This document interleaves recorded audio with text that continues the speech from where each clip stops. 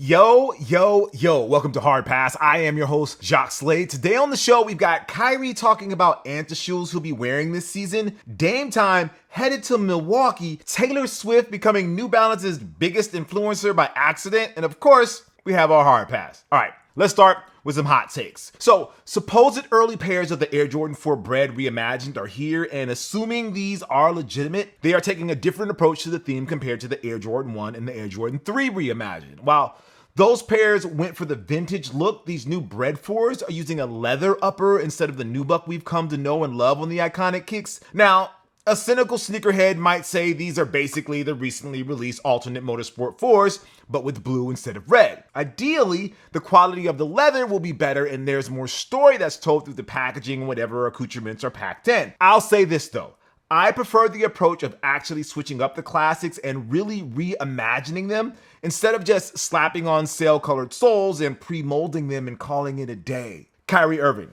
He talked about the ANTA Shockwave 5 Pro during his tour in China. In this clip by Jesus Gade, by way of Sneaker News, Kai raves about the shoe, which lines up with what we've heard about its performance on the court, and that we should expect to see variation and remixes of it from himself and other creators in the future.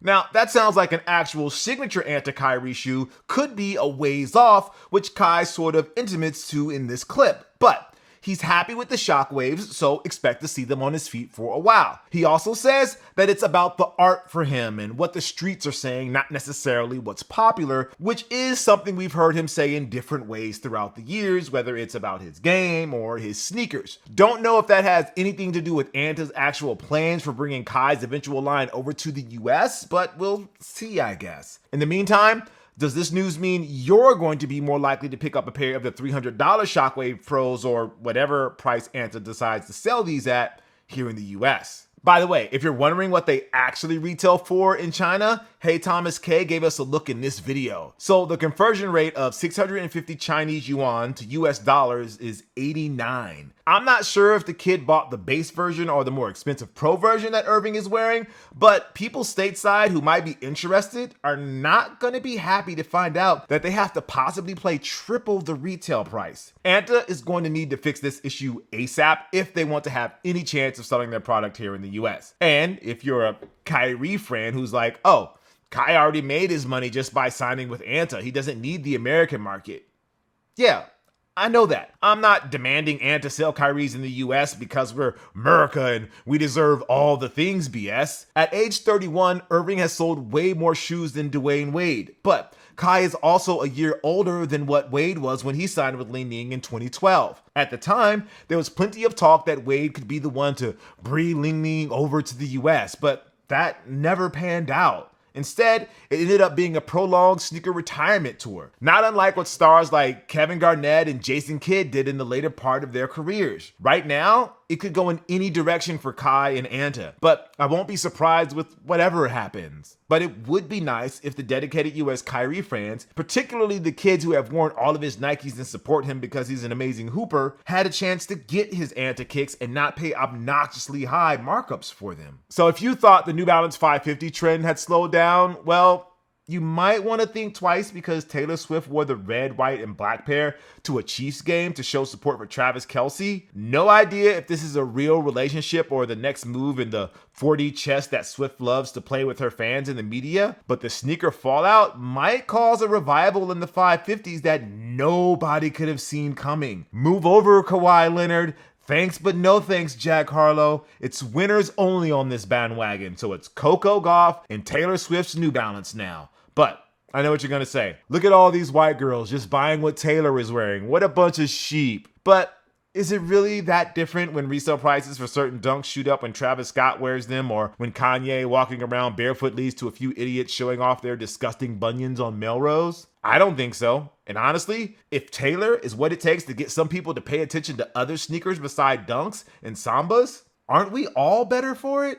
All right, so Kobe. We talked about Kobe trashing Nick Young for presenting him with Adidas sneakers to sign. But have you heard about the time that Cedric the Entertainer was getting heckled by Michael Jordan for wearing shell toes? classic Jordan thing, man. I walked out with some Adidas shell toes on, man. And he lit into me. I'm there to tell the jokes. And he like, what you doing, man? I said, huh? I didn't even know what was going on. I was wearing a suit, and I was like, he got basketball shoes. They don't go well with suits. And I didn't even know why he was upset. It did not until he was like, what's with those shoes? And I was like, oh. Well, I wear a size 13. Nice. Jalen Green told a similar story that we featured in a previous episode.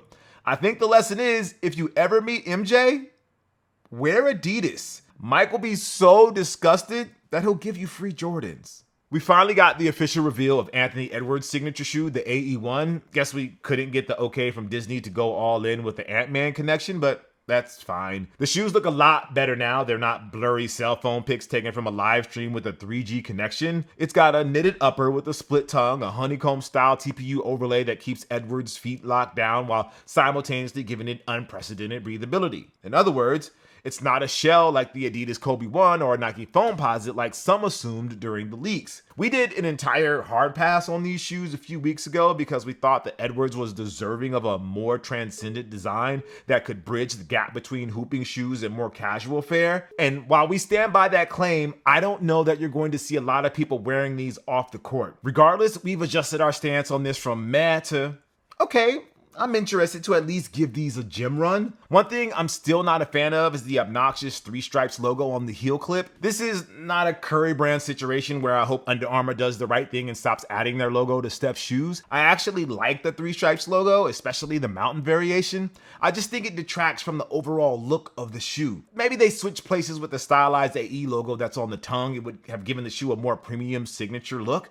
I don't know, just thinking out loud. What do you guys all think about Edwards' signature shoe debut now that it's finally gotten the official reveal treatment? Let me know in the comments. All right, for our pick of the week, it's the Nike JORDNS. We ain't ducking, no smoke. This is gonna be on the 6 for 120. So here's a clip from the Heat Check, the show on the main Cousteau channel where we talk about this week's hottest releases. I feel like I said what I needed to be said over there. And wait, hold on. I'm gonna get through this. Stop. No, stop. Don't make me laugh.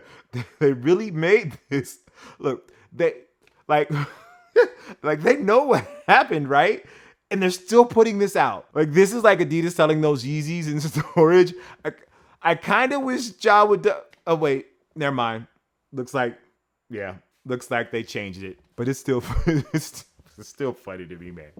All right, let's keep the hot takes going. Jade Cargill has signed with WWE. The first truly homegrown star AEW has ever produced has jumped ship a la Cody Rhodes. Now, people are wondering where she'll fit in on the women's roster that is inarguably more talented and better featured compared to her previous employer. I don't know about you, but a multi-year rivalry between Jade, Bianca Belair, and Rhea Ripley about who's the best in the world is something that can headline multiple WrestleManias. And if they can get a 4th star in there, we might actually get an actual 4-horse women's storyline that we never got from the OG group. Anyways, we have a long ways to go before we get there because Jade is nowhere near the level in the ring as Bianca and Rhea are yet. So I'll settle for a lot of snide, cut the remarks by Jade directed towards Shawn Michaels for the next few months in NXT. Of course, I take this all back if Jade debuted at No Mercy this past weekend, challenged Becky Lynch for the title and won. At that point, she's headlining Mania in Philly next year against the EST and Mommy in a triple threat. So, before we move on to the hard pass, we have to talk about the big trade that went down this past week and what this means for my 17-time world champion Los Angeles. I'm kidding. I'm not going to shoehorn my Lakers into this topic. I promise. Anyways, let's talk about Dame Time coming to Milwaukee. Wow. After months of speculation and prepping for all sorts of Damian Lillard-loving Heat culture stories this season, the Portland Trail Blazers sent their former franchise star to a team that's a bona fide championship contender as long as their big guy was happy. So the major pieces in the 3-team deal are Dame to the Bucks, Drew Holiday and DeAndre Ayton to the Blazers, and a whole bench mob to a Phoenix Suns team that desperately needed it. On paper, It seems like a win for all three teams. Milwaukee gets a legit superstar to team up with Giannis Antetokounmpo and Chris Middleton while assuring Giannis that they are serious about doing what it takes to contend for years to come. The Blazers get a trade chip in Holiday who might get them even more pieces and a talented big man in Ayton who clearly needed a change of scenery, i.e. get away from everybody in Phoenix yelling at his ass to give some effort. And then the Suns, well, they get bodies who can back up Devin Booker, Kevin Durant, and Bradley Beal because none of those three are getting through the season without an injury or a positive COVID test sidelining them for at least 20 games. Honestly, we should have seen this coming. My first pick gonna be Damian Lillard. Giannis has changed this weekend. I think so too. You know, he always talk about loyalty, being loyal. I know who my and team all of that is, stuff, right? Need more proof? If you were to pick a player that would help you win a championship, who would you pick? I would pick Giannis. I hope he would get to play with Giannis at some point. Those two would be a very, very nice combo. The way he plays complements the way I play. I would bring something to the table that complements what he does and vice versa. Seamless. Jimmy Butler might have a point. Yo, NBA, man, y'all need to look into the Bucks for tampering. Y'all do. I'm just gonna put that out there. Y'all didn't hear it from me, but I heard it through somebody. Y'all look at them for tampering. I mean, not really, but still, it's funny to think about. So, what does this mean for the hierarchy of power in the Eastern Conference? Did it shift like Black Adam showing up and pretending he's a C-list anti-hero at best? Well, actually it did. But it's less like Dwayne Johnson showing up in the DCEU and more like Spider-Man and Black Panther debuting in Civil War. 2 years after winning the championship in 2021, the Bucks have not even sniffed the conference finals. And when you have a player that has reached the mountaintop and is hungry to get back like Giannis is, the Bucks had to do something or risk losing the Greek Freak who has said as much in public. Bringing in a player of Lillard's stature fits into the big move category. And even though they lost some depth on the bench and a defensive stud in Holiday, Dame's production on offense should make up for it. Ideally, this ends with the Bucks making it to the NBA Finals, again, only to lose to my 17-time, but now 18-time world champion Los Angeles Lakers. Austin Reeves is a Finals MVP, and Giannis forces a trade to the Lakers. I regret nothing. All right, it's time for this week's Hard Pass. We're going to take a look at something in the culture that just needs to go, like Jordan Brand's Holiday 2023 collection. Not really. We're actually excited for this year's slate of retros because they are bringing back an absolute must-have for the Hard Pass staff, the Air Jordan 12 Cherry, dropping in storage for the first time since 2009. That's definitely an S-tier level of retro pickups for us, but there are a handful of other releases that aren't that far behind in the ranking, and there are a few that do deserve a Hard Pass. Let's break them down by tiers. So this is the S tier. This is the must-haves by any means necessary. Air Jordan 12 Cherry, October 28th. An underrated combo is the Chicago Bulls alternate black jersey with the Cherry 12s that Michael Jordan rocked with unmatched swag during the 96-97 NBA season. And now, thousands of Jordan stans are finally going to be able to complete that look without having to pay $500 for the 2009 retro. That alone is a win for the culture, I think. I don't have the jersey. I honestly just want the shoes. The Air Jordan 3 Fear, these are going to be on November 25th. Honestly, this is the most surprising retro from the reveal as it's the unexpected return of the Air Jordan 3 Fear.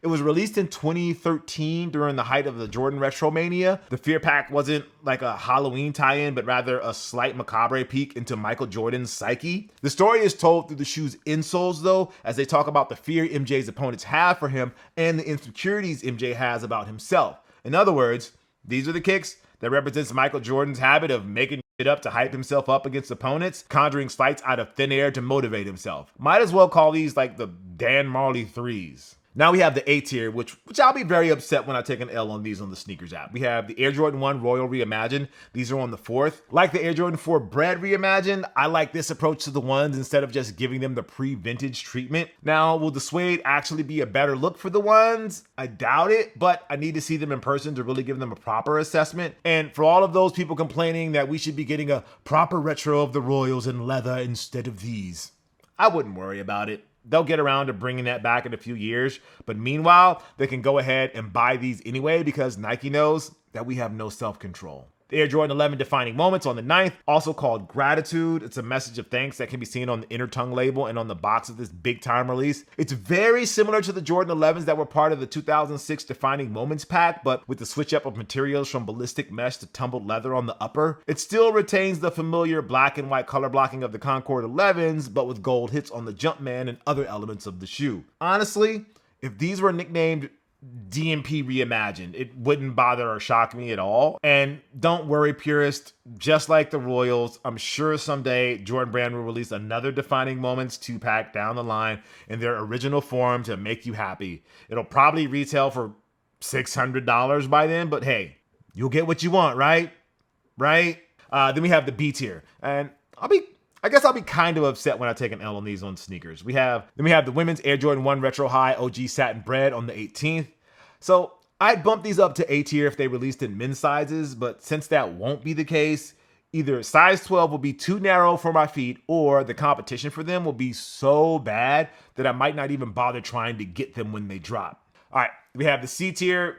Try to remember these are coming out. The Air Jordan 2 Italy on the 18th. Now, if you announce these are actually a partnership with Gucci, the hype is going to skyrocket. That's not the case, obviously, since Gucci is currently teaming up with Adidas, but the long history of the Air Jordan 2 ties to Italy needs to be exploited at some point, and what better way to do that than by teaming up with one of the most iconic fashion houses down the line. The women's Air Jordan 3 Off Noir, these are on December 3rd. Dropping these in the same window as the Fear 3s reeks a little bit of consolation prize, I think.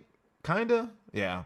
We have the Air Jordan 4 SC Craft Olive. These are on the 18th. Speaking of consolation prizes, remember the undefeated 4s? Well, here's your chance to own undefeated adjacent 4s. Air Jordan 6 Aqua on October 6th. Are we sure we just can't call these grape 6s? Like, that's easier. Then we have the D tier, and we'll see them in stores and not look twice, aka these get the hard pass. The Air Jordan 1 Retro High OG Sky J Mauve on the 14th. The Air Jordan 5 Georgetown on November 10th. The Air Jordan 8 Winterized on November 27th. The women's Air Jordan 11 Neapolitan is on the 11th as well. So, okay, that's not kind of fair. I'll look twice at these and realize that they're not the thank you 11s and probably just keep it moving. We have the Air Jordan 13 Wheat. These are on November 21st. And then the Air Jordan 14 Black and University Red on December 23rd. And let's be real. These are the GRs. There will be shock drops, limited releases, restocks, and more that keep everybody on their toes for the next few months. Who knows? Taylor Swift might wear one of the Neapolitan 11s over the next few weeks and cause a frenzy over them since Kelsey is a Nike guy. Or they could be broken up by then and she gets a new material for her album. It's really anybody's guess how this will all go. All that matters is that we here at Hard Pass get the Cherry 12s and those Fear 3s. Size 11. Don't forget Jordan Brand. All right. That's going to do it for the show. Thank you for watching Hard Pass. I am Jacques Slade. I'll see you next week. But don't forget to check out all the content we've got on the main channel. It's where you'll find the Heat Check, where we cover all of the kicks dropping for the week. And we've got a special Mortal Kombat sneaker unboxing that looks crazy. And over on the socials at Cousteau, we've got our Sneakers on the Wall feature and the original Sneaker Closet Tour series, which I think you're actually really going to love. If you'd like to possibly be featured in a future episode, call us, 818-493-9325. Leave a short message, your socials if you want, no more than 30 seconds. All right. I'll see you next week. Peace.